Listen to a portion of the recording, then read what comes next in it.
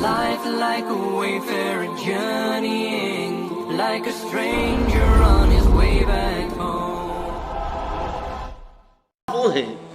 جو انسانی شخصیت کے اندر ترفع پیدا کرتے ہیں، انسانی شخصیت کے اندر ترقی پیدا کرتے ہیں، اس کی روحانی اخلاقی ترفع، اس کی بلندی، وہ افعال، وہ اعمال، وہ بالارادہ کیے جانے والے عمل، وہ تھکا دینے والی مشقت جس سے انسان روحانی طور پر بلندی حاصل کرے، اخلاقی اعتبار سے ترفع حاصل کرے، وہ اس مقام کو حاصل کرنے جس مقام پر اللہ نے اسے پیدا کیا۔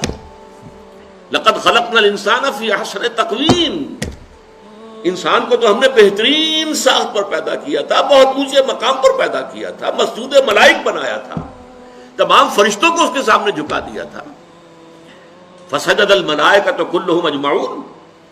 لیکن پھر وہ گرتا ہے، ثم رددناہ اسفل سافلین، وہ پھر نچلوں میں سب سے نیچے، الا الذین آمنوا وعملوا الصالحات۔ اس پستی سے ابھرنے کے لیے پہاڑ سے آپ کو نیچے گرا دیا گیا، پہاڑ پر چڑھنے کے لیے آپ کو مشقت کرنی ہوگی، چڑھنا ہوگا۔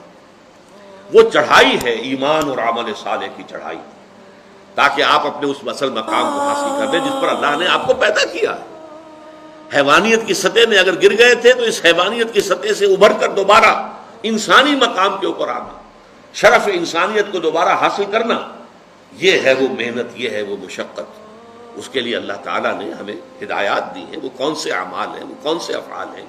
کیا کرنے سے تمہاری شخصیت جو ہے وہ نشو و نما پائے گی، تمہاری سیرت میں نکھار پیدا ہوگا، تمہیں روحانی طور پر ترفع حاصل ہوگا، وہ ہے عمل الصالحات وتواصوا بالحق